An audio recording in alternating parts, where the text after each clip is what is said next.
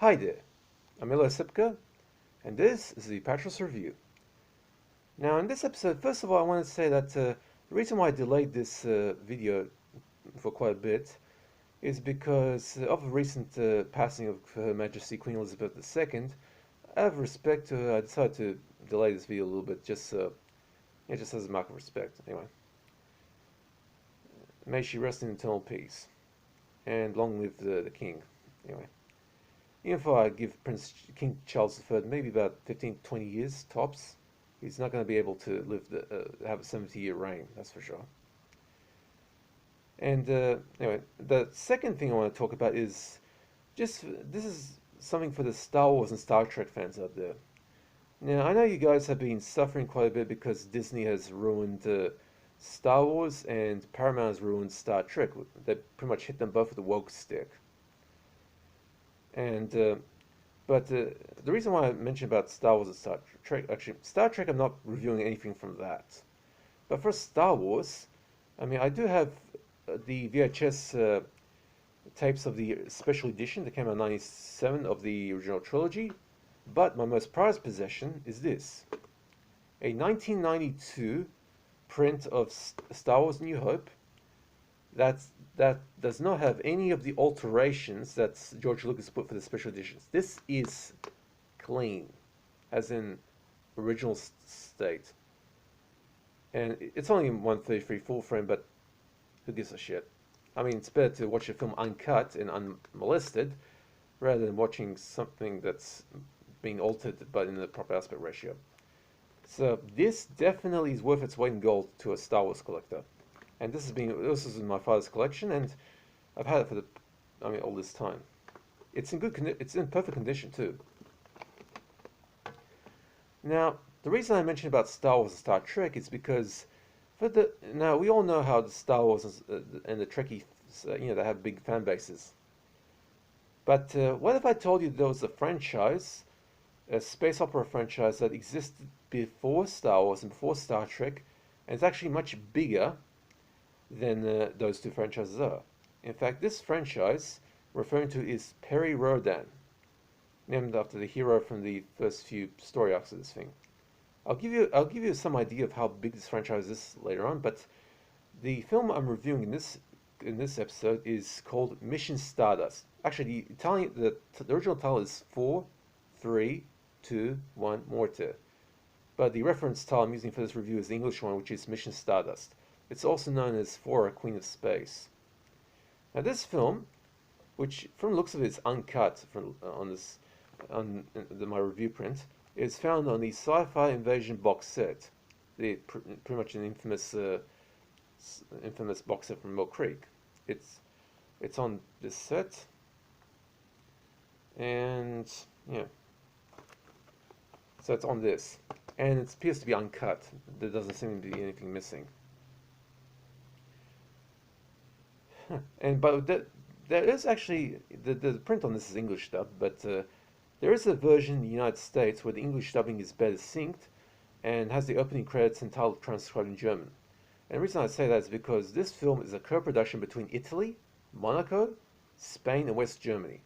In fact, I've heard from many other reviewers, in particular Joey Hollywood, I think his name is, who reviewed Mission Stardust a while back, and he said that he normally has an eye for Italian films, like he can spot them, but this one kind of missed them. And there is a reason for that, because this film, it doesn't feel like an Italian film, even though its core of it is, but it just has so much of a disconnect from normal Italian films that it doesn't show up on your radar, technically. And also another thing about the analogy with Star Wars. Now, we know how, like I mentioned, how the Star Wars fans have suffered for those Disney woke crap. Well, this film, Mission Stardust, is sort of like the Perry Rhodan equivalent of those Disney Star Wars films. No wokeness, just the way that they treat the fans. Yeah. Now, this film was originally premiered in Italy on the 4th of August 1967. Then in West Germany on the 20th of October 1967, then in the United States on November 1968, then in France on 31st of December 1968, and then in Spain on the 31st of March 1969, and then finally Monaco on the 31st of July 1969. It was directed by Primo Zeglio and written by Kurt Vogelmann, Sergio Donati, and Primo Zeglio. The story was written by Kurt Vogelmann and based on the novels written by Karl Dalton and Karl Herbert Scheer, and produced by Ernst Ritter von Fürmer. Now it stars Lang Jeffries, Essie Pearson, Luis Davila, Pinkas Braun, and Stefano Sibaldi. And yeah, you can find this on the Sci-Fi and Veg Box, but it's in public domain, so you can find it on YouTube as well. I've checked. Anyway, now this extremely uneven but charmingly silly 1967 co-production between Italy, Spain, West Germany, and of all places Monaco was so far the only film adaptation of the legendary science fiction novella franchise of Perry Rhodan. Perry Rhodan novels were printed without interruptions since 1961, with over 3,100 issues to date. Actually, the franchise consists of the following. The main pulp series, they released their 3,000th book sometime in February 2019, with the story being in its 42nd story arc. You know how Star Wars has been, at least 3 or 4 story arcs? This one's been around longer than that. There was a spin-off series called Atlan, which ran to about 850 books, which was complete in 1988, but also having about its own set of spin-offs of around 124 books. There was a reprint of the original books, known as Silver Books, which consisted of about 141 books. And by the way, this thing there were quite a few writers that rotated between this story thing. Now, the original Outline books were reprinted, known as Blue Books, and then there was an alternate series canon referred to as Planet Novels, which comprised of 415 books published from 1964 to 1998. Now, because of the age of the story and the technical standards, the story was rebooted in a series called Perry Rhodan Neo, which restarted the story in 2036 instead of the original story beginning in 1971. And this mainly updated the franchise technology to meet current science fiction technological standards. And there have also been ebooks, nearly 200 audiobooks, about 40 music albums, a magazine, a role-playing game, a strategy board game, a comic book series, and all sorts of paraphernalia. And for the video game fans out there, there's been around 9 games. There were a few made for the Atari 2600, but also some for Windows, Mac and smartphones. And in terms of size, people would like to think that Star Wars is the biggest space opera, but Perry Rhodan is the world's greatest space opera. Pretty much like the European Star Wars, but bigger than that. Now, you've noticed that I haven't mentioned the plot.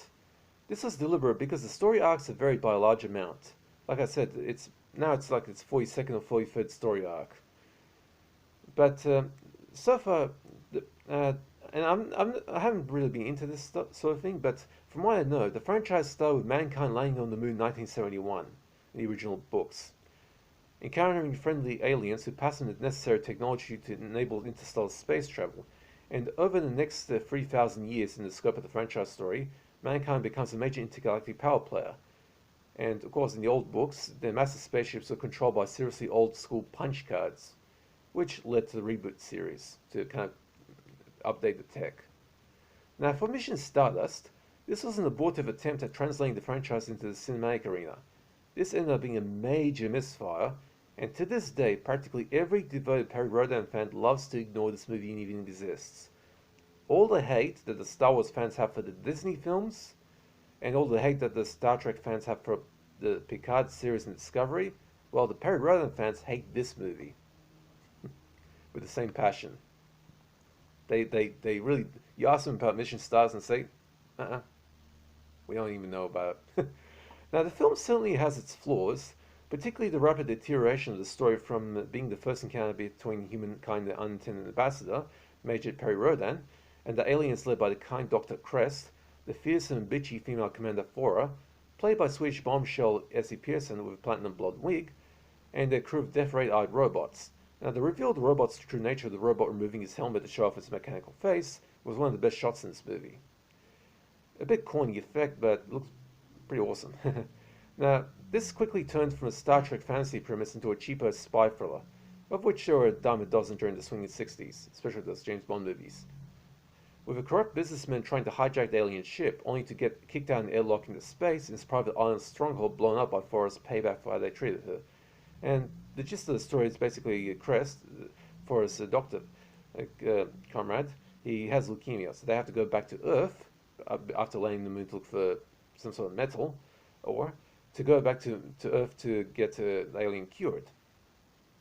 And also because they realize that the aliens' race is genetically exhausted, and so they need new breeding stock. And Perry Rhodan is happy to oblige in that way. Now, the visual effects are seriously corny by today's standards, but they were adequate for the era. And I'm somebody who measures visual effects by the standards of the day. And by 1967, the effects here they were okay, B-level stuff, but they were okay. In fact, some of the model effects shots are surprisingly cool. Now, the story plays very fast and loose with the Perry Rhodan mythology, so the purists will hate this movie. But for those who are fans of kitschy the 1960s pulp sci-fi, this one ain't too bad. I found the movie a pleasant diversion, although the spy thriller angle wasn't too well integrated into the storyline, so the movie ended up just being a movie hamburger. All empty calories, no actual nutrients. I'm not adding this to my collection, but it was still a pretty fun way to kill an hour 35 minutes. Now, there's no gore, but the shot of the robot taking off its helmet to show its mechanical face was pretty cool. And of course, in the helmet, there's like a fake human face put in there for for the robots to kind of act as like it blend in a bit. That's the closest that the movie comes to anything considered gore. Of course, all the robots' death rates pretty much make people disappear, like literally phase them out. Now, there's no nudity here either.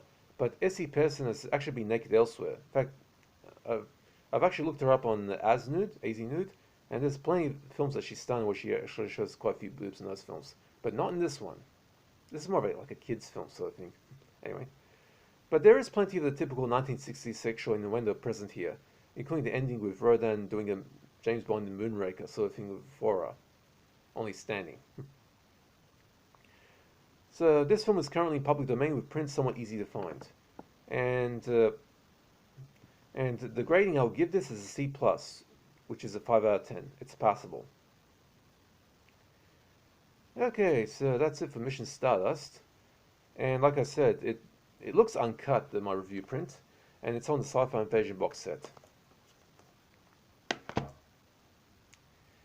Okay, I hope you guys are enjoying yourselves. I'll try and get more frequent with these. Hopefully I can get up to episode 75 by the end of this year. I will throw in a few video games into this too. Mostly adult ones, but we'll see. Anyway, hope you guys are staying safe. Take it easy. Oh, by the way, I don't do requests, but if you have any questions about DVDs or films in general, just hit me up in the comment section. I'll be happy to answer.